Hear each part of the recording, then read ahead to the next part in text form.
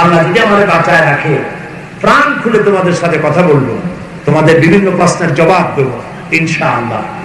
আমি আশা করি বগুড়া শহীদ প্রেসিডেন্ট জিয়াউর রহমান সাহেবের জন্মভূমি, যেখানে তিনি জন্ম লাভ করেছিলেন, তৃতীয় বিশ্বে ক্ষমতার কেন্দ্রবিন্দুতে থেকে মোহমুক্ত জীবনের যে পরিচয় দিয়েছেন, থার্ড ওয়ার্ল্ডে, এই বিশ্বে বর্তমান সময় তার দৃষ্টান্ত এক বিরল ঘটনা। আলহামদুলিল্লাহ। এই জন্য জাতি তাকে সম্মান দিয়েছে।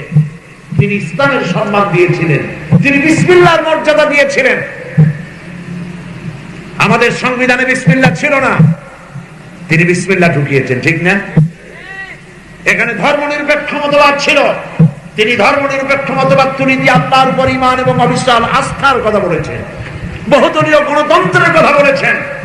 শুধু বিসমিল্লাহ বলছেন, আল্লাহ এত খুশি হয়ে গেছেন, তার জানাজায় যত লোক হয়েছে, জানাজা এত বিশাল জানাজা আর কেউ পেয়েছে বলে অন্তত আমার জানা নাই।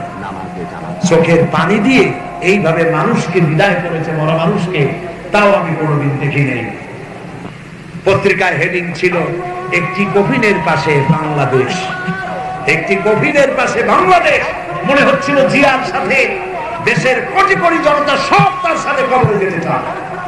এই যে ভালোবাসা তিনি পেয়েছিলেন ইসলামকে ভালোবেসে, আল্লাহর প্রতি প্রগাঢ় শ্রদ্ধা এবং ভক্তি রাখার জন্য। সুতরাং ধর্ম নিরপেক্ষ কোনো মতবাদ নয়, এটি নির্দিষ্ট মতবাদ। এই মতবাদ বাদ দিয়ে ইসলামের পথে আসতে হবে। সেই ইসলামের রাজতরণ দুহাত মেলে তোমাদেরকে আহ্বান জানায়।